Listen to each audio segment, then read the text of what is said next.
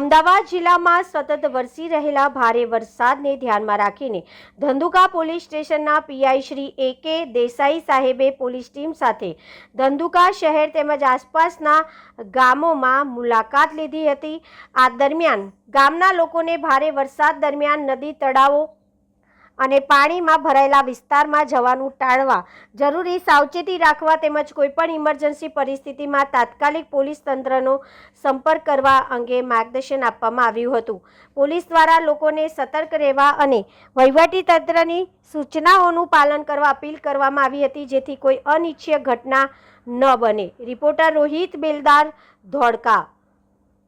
હવામાન વિભાગ દ્વારા આગામી 2 દિવસમાં ભારેથી અતિભારે વરસાદની આગાહી કરવામાં આવી છે। સ્કૂલોમાં પણ રજા જાહેર કરવામાં આવી છે, તમને બધાને ખ્યાલ છે।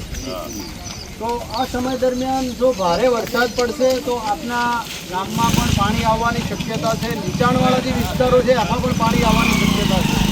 તો આપ સૌએ ગ્રામજનોએ આમાં તકેદારી રાખવાની છે કે નીચાણવાળા અથવા તો પાણી આ રોડ ઉપર, જેમ કે પાણી જાય છે તો આ રોડ ઉપર કોઈ બિનજરૂરી વાહન લઈને આ રોડ ઉપર જાય નહીં, બરાબર। અને આપના કોઈ નાના બાળકો પાણીમાં કે રમવા કે તરવા માટે જાય નહીં, એ પણ બધા કાળજી રાખજો।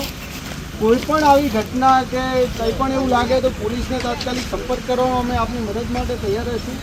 આપનો જે જરૂરી ચીજવસ્તુ, ઘરવખરીનો સામાન છે આપની પાસે પહેલેથી જ રાખો, જેથી કરીને બહાર આપને લેવા જવું ન પડે।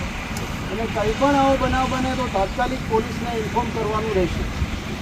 નીચાણવાળા વિસ્તારોમાં કોઈ એવા વૃક્ષો હોય અથવા તો ખેતરમાં અત્યારે જવાનું ટાળશો અને બિનજરૂરી કોઈ પણ હાલમાં પ્રવાસ કરવો નહીં। તો આ તમામ જે પોલીસ તરફથી સૂચનાઓ આપવામાં આવે છે એમનું આપણે સૌએ પાલન કરવાનું રહેશે।